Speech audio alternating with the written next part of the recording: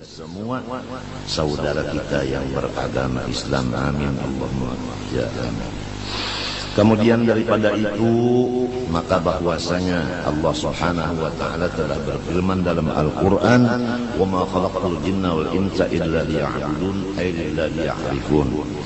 Tidak aku ciptakan akan jin dan manusia kecuali untuk mengabdi kepada aku. Tafsirnya mengabdi, mengenal kepada aku. Jadi tujuan kita dihidupkan di sini adalah mengabdi kepada Allah untuk mencapai ma'rifat atau mengenal Allah. Mengenal Allah itu tujuannya untuk takwa kepada Allah. Takwa itu tujuannya untuk mendapat surga di dunia dan di akhirat. Selesai. Kemudian untuk mencapai yang demikian, pertama mengenal diri, yang kedua memperlakukan diri sebagaimana hamba, yaitu beribadah. Hasilnya akan mendapat ma'rifat dan akan mendapat takwa dan akan mendapat surga. Itu adalah jalan hanya satu yang disebut Ahlus Sunnah wal Jamaah, yang disebut jalannya Rasulullah SAW dan pula warganya serta sahabat-sahabatnya dan pengikut beliau. Kemudian tidak ada jalan untuk yang itu lagi kecuali kita belajar. Tanpa belajar tidak bisa. Belajar kepada seorang guru yang menguasai ilmu itu. Guru ini pula dia menguasai ilmu itu dan dapat izin dari gurunya untuk mengajarkan ilmu itu. Dan gurunya ini dapat izin lagi guru yang di atasnya sampai kepada Rasulullah SAW.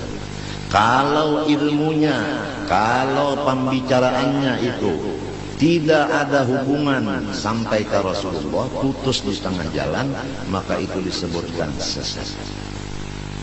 Contoh adalah kendaraan mobil. Kalau surat menyuratnya tidak lengkap, maka kita yang ikut di dalam mobil itu ada mempunyai resiko besar. Tatkala ada razia, maka ditahan. Nah, jadi kendaraannya ditahan di polisi, orangnya yang di situ terpaksa pulang ke rumah jalan kaki.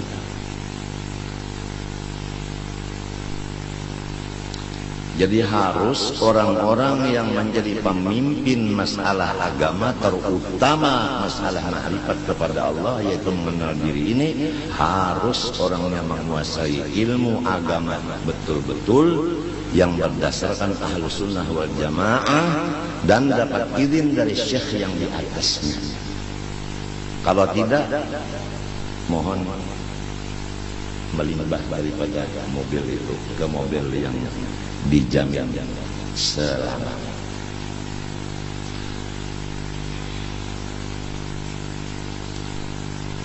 Adapun contoh kita untuk yang demikian keseluruhan hanya satu, Rasulullah SAW. Jadi bagaimana Rasulullah SAW umpamanya salat? Beliau salat itu mengatakan adalah khusyuk dan beliau melaksanakan khusyuk karena perintah Allah supaya salatnya khusyuk. Qad aflahal mu'minun walladzina hum fi salatihim khashi'un. Orang beriman itu beruntung. Tandanya nomor satu khusyuk di dalam salat. Khusyuknya Rasulullah dalam salat, coba kita belajar kepada guru. Guru itu belajar dari gurunya, dari gurunya sampai kepada tabi'in. Tabi'in ini belajar prakteknya dengan sahabat. Sahabat itu mempraktekkan apa yang dipraktekkan Rasulullah. Jadi sholat itu tidak bisa dilajarkan dengan mendengar-dengar begitu aja. Harus belajar praktiknya dengan orang yang sudah selesai belajar praktik. Bukan teorinya aja, bukan. Cara Rasulullah mengangkat tangan gimana? Cara Rasulullah meletakkan tangan di mana? Gimana? Cara Rasulullah meletakkan dua kaki waktu berdiri, waktu sujud gimana? Itu cara mata Rasulullah, letaknya kemana tujuannya? Itu cara bacaan Rasulullah gimana? Hati Rasulullah gimana? Itu harus dikuasai. Misal contoh sholat. Nah, sekedar kita mencontoh sholat sebagaimana Rasulullah yang diajarkan beliau, "Shollu kama ra'aitumuni usolli." Kamu sholat lihat sebagaimana saya. Tentu yang dilihat itu yang zahirnya dulu. Kalau yang zahirnya sholatnya udah lain, pakaiannya bukan seperti pakaian Rasulullah waktu sholat, mengangkat tangannya bukan seperti Rasulullah, bacaannya bukan seperti Rasulullah, ruku' i'tidal bukan seperti Rasulullah, bacaannya bukan seperti Rasulullah, udah nggak bisa dia mengenal diri. Otomatis dia tidak bisa mengenal Allah. Otomatis dia tidak bisa mengajar orang lain untuk mengenal diri dan mengenal Allah. Otomatis tidak bisa mencapai takwa kepada Allah. Otomatis hidupnya sengsara. Kalau terjadi orang yang tidak mengikut Rasulullah hidupnya bahagia, maka itu tidak ada lain dari istidraj, lanjuran semata-mata. Itu yang disebut di ayat sanastadzum haitsu la ya'lamun wa umli lahum inna kaidi matin. Kami berikan apa aja terhadap mereka. Kesehatan diberi, harta diberi, kekuasaan diberi, kemuliaan diberi, dan semuanya diberi. Tapi hawas. Tatkala habis umurnya, dia langsung mendapat jahanam. Dunianya hanya di surga. Tapi kalau orang soleh, Rasulullah contohnya, asyadun nasi bala'an al-anbiya, thumma al-ulama, thumma al-amthal kal-amthal, atau kama qala sallallahu alaihi wasallam. Ini beda. Orang soleh, terutama Rasulullah, tanda kesolehannya adalah musibah dan bala, penyakit dan pikiran yang berat-berat. Itu saling sehari tambah barat, tambah banyak, tambah macam-macam. Dirinya sakit, mertuanya sakit, istrinya sakit, anaknya sakit, kentongnya juga sakit. Itu tambah hari tambah banyak, tambah hari tambah banyak, tambah hari tambah banyak bebannya itu. Itu tandanya orang soleh. Kalau tandanya orang dilanjur, dia sehat segar bugar, istrinya juga, anaknya juga, keluarga juga, hartanya tambah terus, nggak ada apa, dilanjur. Seperti itu apa? Kerbau atau sapi itu diberi makanan, diberi suntikan macam, akhirnya disembelih jadi kurban. Mau begitu? Tentu jawabannya no.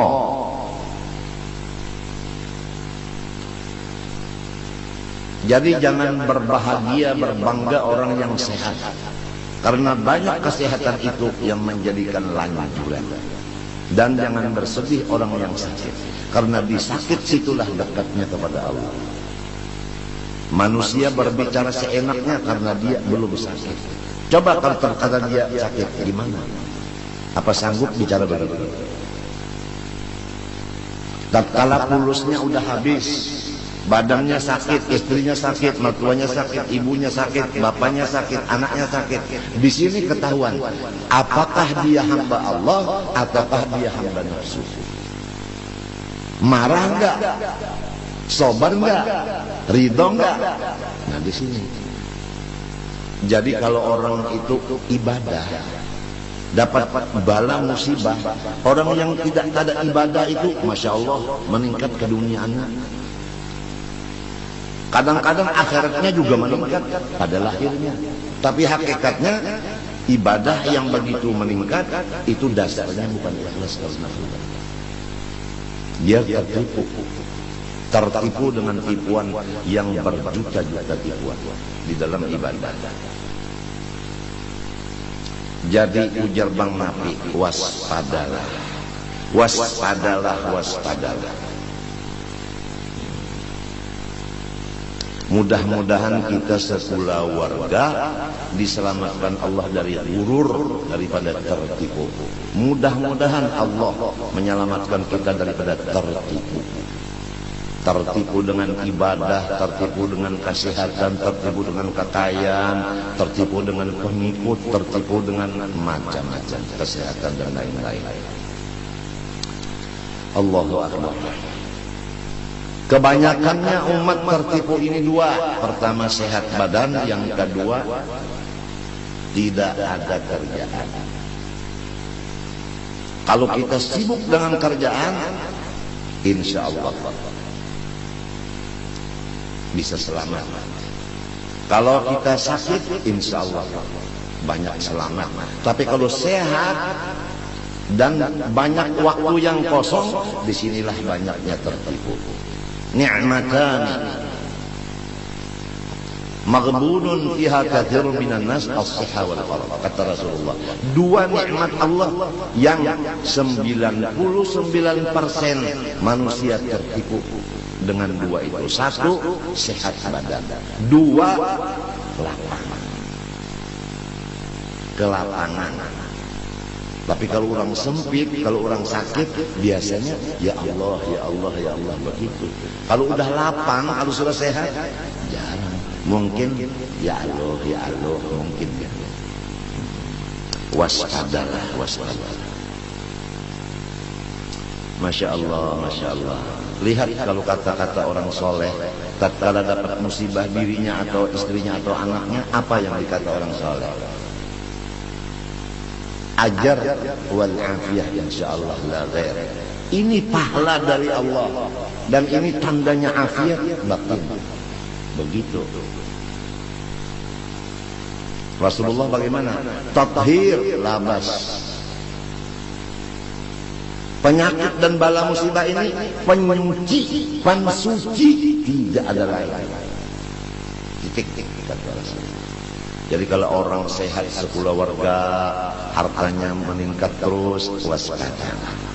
Itu mungkin adalah 99% lanjuran dari Allah. Tapi kalau orang sakit, kantongnya sakit, badannya sakit, istrinya sakit, anaknya sakit, aduh, syukurlah kepada Allah. Karena Allah membersihkan. Hartanya dibersihkan, badannya dibersihkan, istrinya dibersihkan, anaknya pun dibersihkan. Kalau orang yang sebaliknya, mungkin ini tidak ada dibersihkan, jadi kotornya tambah hari tambah banyak, tambah hari tambah banyak, tidak ada tathhirnya sama sekali. Darah itu juga kalau tidak dicuci kotor, matinya ada cuci darah. Tapi kalau sudah dicuci itu segar. Kemarin ulun dicuci darah segar. Alhamdulillah hari ini kawal bemamai. Semalam ulun belum bercuci hari Ahad, senayan cucinya baba uyuh benawak inya kotor belum diberasi, udah diberasi Sabtu minggunya sehat. Jadi memang pensuci itu penting. Pensucinya itu adalah bala.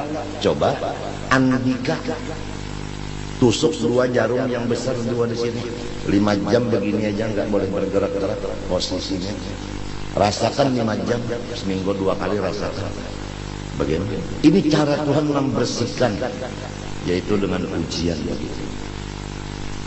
Kadang-kadang menusuknya lepas lagi, yang menusuk karena takut atau karena yang disusuk cantik. Yang menusuk ini terpengaruh dengan kecantikannya, apalagi yang disusuk senyum seperti senyum Pepsodent. Nah, si ciluru telu papat limo 6 peto. Yang kewalu, yang ke-9 baru dapat ditusuk. Subhanallah. Yang menusuk enak, yang disusuk lah salahnya. Seminggu 2 kali, masya Allah. Kalau yang lain-lainnya ketawa terus, gitu terus, karena dia tidak dirasakan. Tidak dirasakan tanda-tanda orang soleh di dirinya. Dia dilanjur oleh Allah. Sanastadrijuhum min haitsu la ya'lamun wa umli lahum inna kaidi matin. Apalagi orang yang zalim, yang berani kepada ulama, yang menentang kepada wali Allah Ta'ala, yang menghinakan kepada wali Allah Ta'ala, yang tidak memberikan maaf pada kesalahan orang-orang Islam. Coba lihat apa? Masya Allah, Masya Allah. Orang yang begitu namanya zalim, sifat keras begitu zalim namanya. Innallah yumli lidh-dhalim. Allah Ta'ala memberikan apa aja bagi orang yang zalim. Tapi hatta idza akhadahu lam yuflitu. Sampai masanya Allah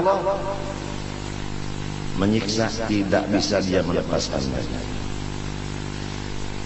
Emang kalau maling atau pencuri itu tidak ada yang tahunya sama sekali, hati-hati. Itu yang maha tahu yang akan memasukkan ke penjara neraka. Kalau pencuri itu satu pun nggak ada yang tahu.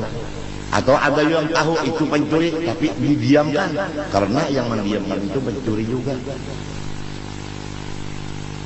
Tapi Allah yang maha kuasa itu yang bakal memasukkan ke dalam penjara. Penjaranya di mana? Jahannama yaslaunaha fabi'sal qarar. Di sana nanti. Kalau penjara di sini sekian tahun bebas. Di sana khalidina fiha, kekal di dalamnya. Enggak ada istilah sekian tahun, enggak ada. Jadi kalau orang lepas dari penjara di sini jangan gembira-gembira dong. Kalau kesalahan banyak di sini, salah sama ulama, salah sama orang tua, salah sama macam-macam, jangan bergembira dong. Walaupun enggak masuk penjara di sini, di sana yang kekal. Ya mudahan kita dapat bimbingan dari Allah yang sebenarnya. Kemudian ini hari kita membaca sambungan daripada yang dibaca kemarin sebelum hari raya Kurban.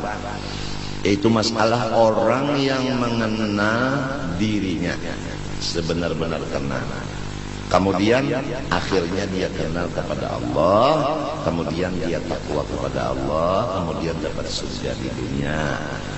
Nah, orang yang mendapat sedikit saja daripada itu ilmu, tidak ada lain kecuali melewat daripada Rasulullah SAW yang diumpamakan seperti Rasulullah itu lautan ilmu itu. Jadi orang yang mengenal dirinya sebenar-benar kenal itu mengambil daripada pengenalan Rasulullah. Tidak bisa orang mengenal diri kecuali mengambil pengenalan itu dari Rasulullah. Rasulullah ini mengambil dari Allah. Sesudah ada di tangan Rasulullah, Rasulullah yang membagi-bagi ke sini, ke sini, ke sini.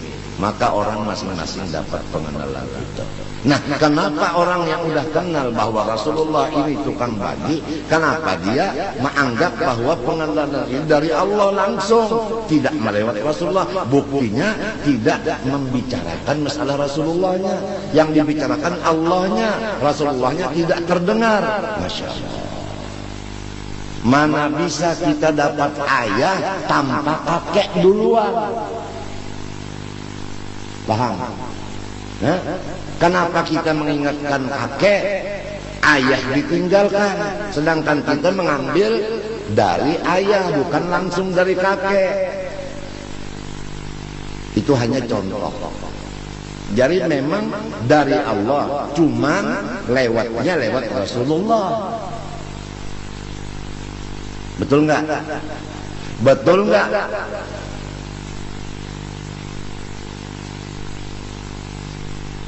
Pusat kada bisa langsung dari pusat, harus dari mulut, bukan dari daerah. Itu pemerintah punya urusan. Pusat itu mendapat hasil dari mulut. Kan pusat itu kenyang, hasil dapatnya dari mulut, makanan. Mulut ini hasil dari mana? Dari kaki. Tahu? Kaki itu di bawah. Dari yang di bawah, mulutnya dapat. Mulut mengirim ke pusat. Jadi pusat harus ingat dengan si kaki ini yang di bawah ini. Jadi kita kalau udah alim jangan lupa dari guru yang asal melajari A, B, U, A, E, U. Itu jangan lupa sama guru yang awal itu tadi. Ini udah mengaji alim lupa sama gurunya yang melajari A, I, U. A patah A kasra I, A dhamma U, A, I, U. Bapak haba, bapak habi, babi haram.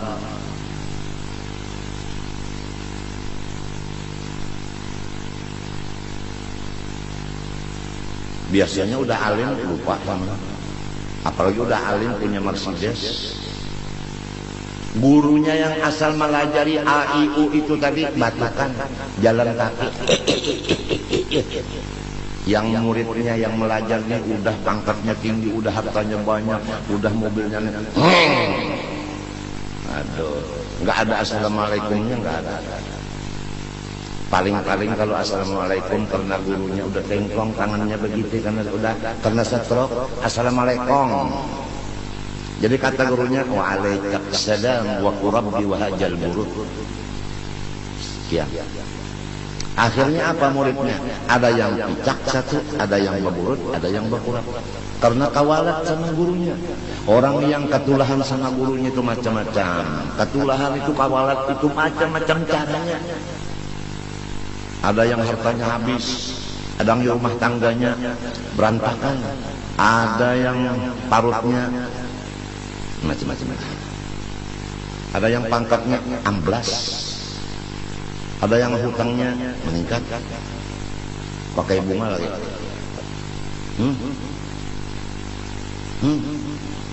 Carilah bank yang menguntungkan, jangan bank yang perusahaannya kerap, bangkrut.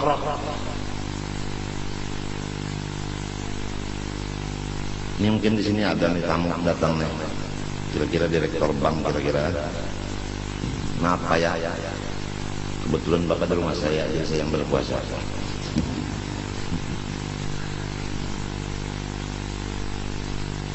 Kita harus ingat Indonesia dan dunia semuanya miliknya Allah. Lillahi ma fis samawati wa ma fil ardh. Wa in tubdu ma fi anfusikum aw tukhfu yuhasibkum billah. فيغفر من يشاء ويعذب من يشاء والله على كل شيء قدير. الله أكبر. سمع الله لمن حمده ربنا ولك الحمد. Bahasa di Makkah.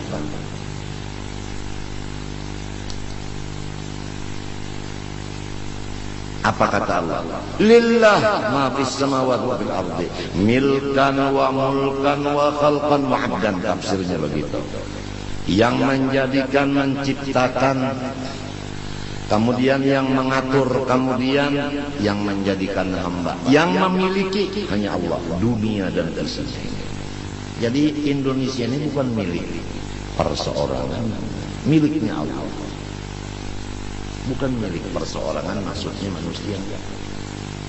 Jadi kalau rumah ini milik saya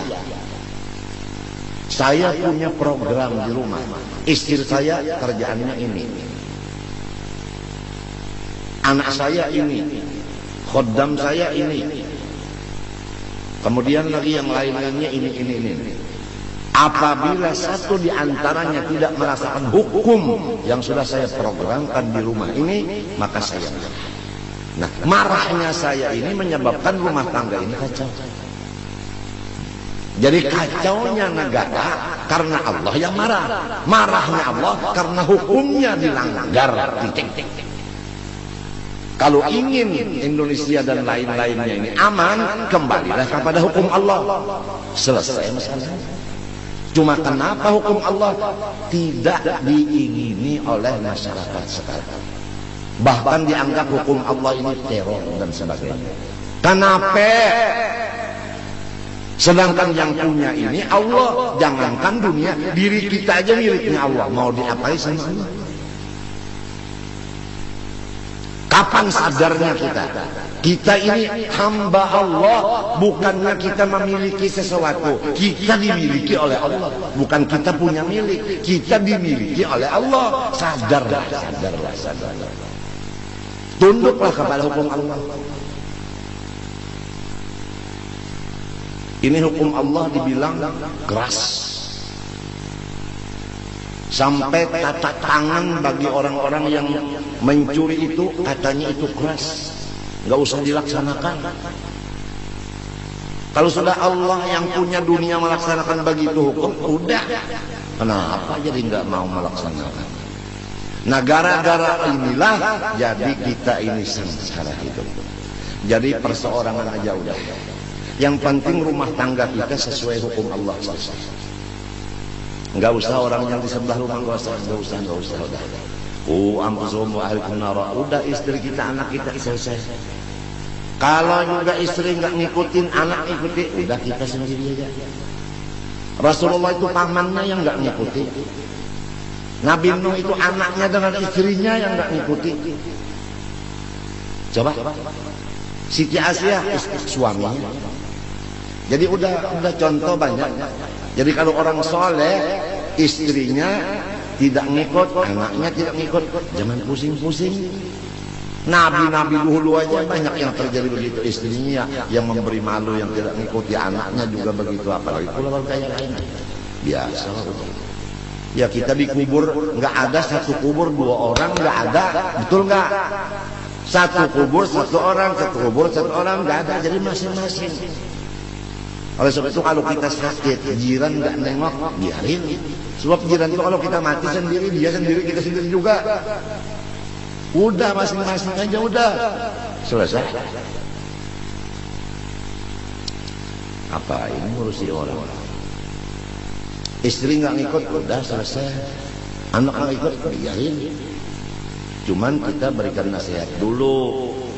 Kalau kita nggak beri nasihat, salah. Udah kita memberikan nasihat untuk diri kita dan mereka itu puluhan tahun udah. Paham nggak? Puluhan tahun udah, mulai kita sakit sampai tambah sakit, sampai jingkar. Terus ya, nggak ada gaji 1 sen pun dari masyarakat. Lillahi subhanahu wa ta'ala Rabbi azza wa jalla. Orang yang memusuhi kita, nggak ada yang membantu kita. Kita kesusahan, nggak ada yang nolong. Orang yang iri dengki tambah banyak. Orang yang suudzon tambah meningkat. Sendirian kita. Akhirnya bagaimana putusan kita? Ya udah. Alaikum anfusakum. Urusi diri sendiri saja. Titik.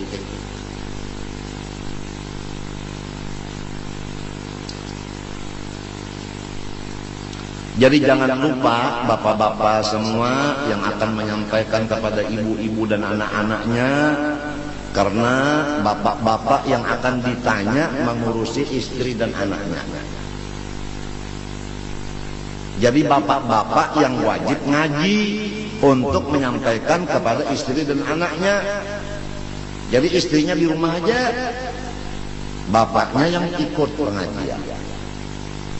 Kalau istrinya yang datang, anaknya yang perempuan datang, bapaknya, suaminya di rumah aja tiduran. Oh, tuh nantinya terjadilah yang tidak enak. Terjadi yang tidak enak nanti. Jadi udah kembali kepada hukum Allah, perempuan-perempuan waqurna fi buyutikunna wa la tabarrajna tabarrujal jahiliyatil ula wa aqimna as-salata wa atina az-zakata wa ati'na Allah wa rasulahu innama yuridu Allah liyudhiba 'ankum ar-risala al-bayti wa yutahhirakum tatheera. Perempuan-perempuan semua jangan keluar rumah. Kalau keluar rumah juga harus tutup seluruh anggota. Ittafaqal ulama, ittafaqal muslimun ala man ikhrujun nisa kashifatil wujuh. Buka kitab Itu sulam taufik. Ittifaq semua orang Islam menghukumkan, memutuskan bahwasanya wajib mencegah perempuan keluar rumah mukanya berbuka, terbuka, kecuali ihram umrah atau ihram haji, itu mukanya perempuan nggak boleh tertutup. Sekarang ihramnya siang malam. Kalau keluar rumah, tapi kalau dalam kamar, buka aja semuanya sama suami. Itu namanya tinju bebas.